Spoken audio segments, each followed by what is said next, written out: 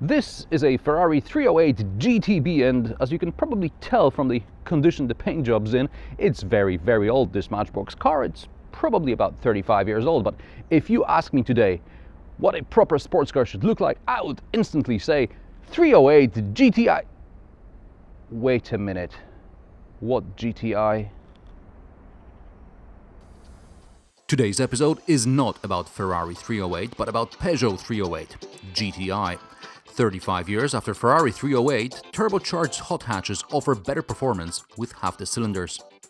Peugeot 308 GTI is propelled by a 1.6 four-cylinder engine kicking out 272 horsepower and 330 Nm of torque.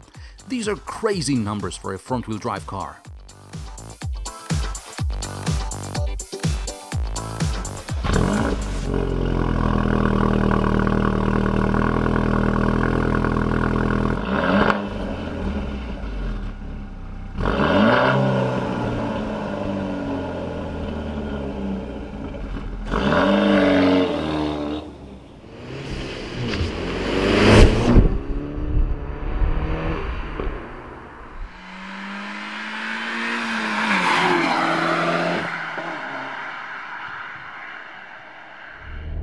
With performance figures like these, you'd expect Peugeot 308 GTI to kick some serious ass among its competitors. But it's not so.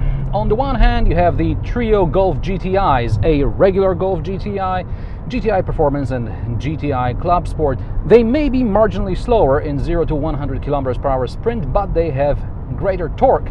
So around the track, I suspect they would be the ones kicking some serious ass.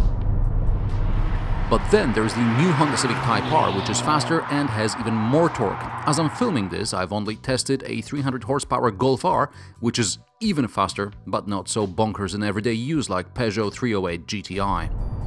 Bonkers? Yes. Without all-wheel drive, which is standard on Golf R, front-wheel drive Golf GTI is trying to break traction even before I press the accelerator. Moreover, Volkswagens come with eco and comfort modes, which keep all the horses in check. The 308 GTI does have a sport button, but its main function is to light up the dials all red and make the sound inside the cabin a bit louder as it is fed through the speakers.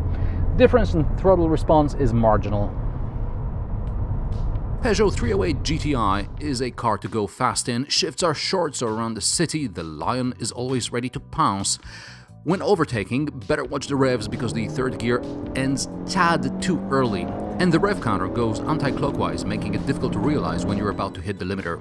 From this perspective, a beeper in Renault Megane RS is not such a bad idea. Small steering, which makes the regular 308 so much fun to drive, is even better here. The steering is precise and responsive, however, despite the Torsen diff, you will get considerable torque steer on less than perfect roads. Seats offer great lateral support as long as you're a fat hog like myself or a wholesome girl like my partner. But the other day I gave my cousin a lift. She's always on a diet and weighs less than her hand luggage. She kept bumping about in the seat as it didn't keep her in her place, and the suspension is unbearably hard around town. I'm saying this after I've recently driven a Ford Mustang GT and as the owner of a Mazda MX-5. The gearbox is fine, but compared to a regular 308, I don't feel that much difference. For the speeds the 308 GTI does, the brakes are either too weak or the tires are too gone, which is not unusual in a press fleet hot hatch. And these tiny rear brake discs look ridiculous inside 19-inch alloys. By the way, rear suspension may be a lot stiffer, but it's still a twist beam. Peugeot promises 308 GTI will do 6 liters per 100 kilometers in combined cycle. Be prepared for anything between 9 and 11, depending on your driving style. Stop and start system does help a bit in the city.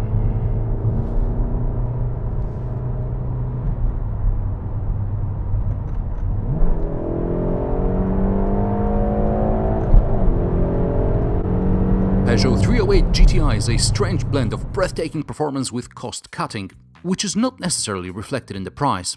Of course, 308 GTI can be specified with two-color paint job. It has 19-inch rims and Sport Alcantara seats as standard, albeit the seats are too high for my liking, but in the end all these are positives. However, drive it for a while and you realize the seats, leather steering wheel and some red stitching on the dashboard are the only things differentiating this car from a regular 308. The lower you touch, the rougher the plastics, so forget about storing anything in the door bins. There's enough racket to piss off Tibetan monks.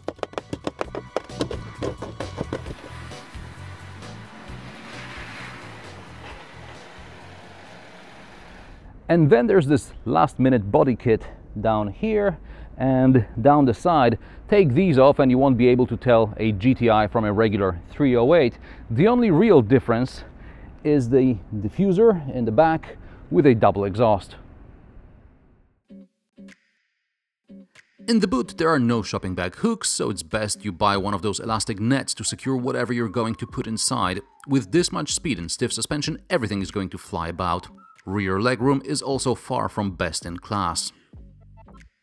Prices of Peugeot 308 GTI start at €35,000 with special paint, reversing camera, CD player and then on hi-fi this car costs about 38 grand. This is more or less what a Honda Civic Type R costs, and a similarly spec'd Golf GTI Club Sport is not much more expensive. But if you want a brilliant compact hot hatch on the cheap, Renault Megane RS starts at just 28 grand. Peugeot 308 GTI is great fun when the roads are flat and curvy.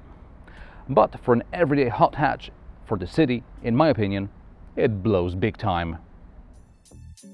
And how would you define your perfect hot hatch? Let me know in the comments below, share, rate and subscribe. New episodes every Friday. Thanks for watching and I'll see you next time.